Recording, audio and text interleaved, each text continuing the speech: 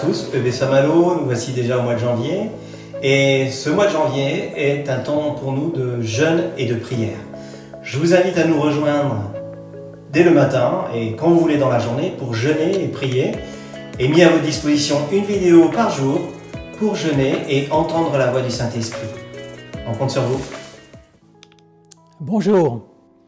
Eh bien, dans le cadre de nos temps de jeûne et prière, je suis heureux de partager avec vous quelques versets de la parole de Dieu, des versets que je vais lire dans un psaume, le psaume 40, à partir du verset 2.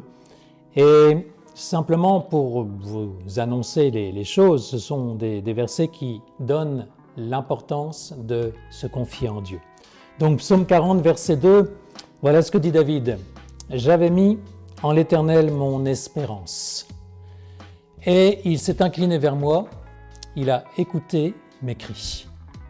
Il m'a retiré de la fosse de destruction, du fond de la boue, et il a dressé mes pieds sur le roc. Il a affermi mes pas, il a mis dans ma bouche un cantique nouveau. Une louange à notre Dieu. Beaucoup l'ont vu et ont eu de la crainte, ils se sont confiés en l'Éternel. » Et je voudrais lire encore ce verset 5 que vous connaissez probablement. Verset 5. « Heureux l'homme qui place en l'Éternel sa confiance et qui ne se tourne pas vers les hautains et les menteurs. » Donner sa confiance à Dieu, c'est tellement important. Toute notre époque, toute notre vie de tous les jours nous incite inversement à placer notre confiance dans des valeurs qui sont inverses de celles que nous propose la parole de Dieu. Faire confiance, qu'est-ce que ça veut dire ? Ça veut dire tout simplement savoir que l'on peut se fier à quelqu'un ou à quelque chose. Et on attend, en retour de la confiance qu'on donne à une personne ou à un objet même, on attend sécurité, assurance, espérance. Toute la journée, que vous le vouliez ou non, vous faites confiance. Vous faites confiance, par exemple, à un restaurateur qui va vous donner exactement ce que vous avez commandé au menu, un bon poisson, et pas de la viande, évidemment. Vous faites confiance à un conducteur de TGV. Vous faites confiance quand vous envoyez un email, que cet email va parvenir à son destinataire. Vous faites aussi confiance, quelquefois de manière même parfois peut-être un peu imprudente, mais quand vous passez au feu vert, vous faites confiance que ceux qui sont de l'autre côté, qui sont au rouge, eux ne vont pas passer en même temps. Donc, dans notre vie, on passe son temps à faire confiance. J'ai envie de dire les choses maintenant à l'envers. À qui ne peut-on pas faire confiance ? Eh bien, à ceux qu'on ne connaît pas. Par exemple, j'imagine que vous n'allez pas donner les clés de votre maison ou de votre voiture à un inconnu. Vous allez donner les clés à un proche, à un ami, à une personne en qui vous pouvez avoir toute confiance.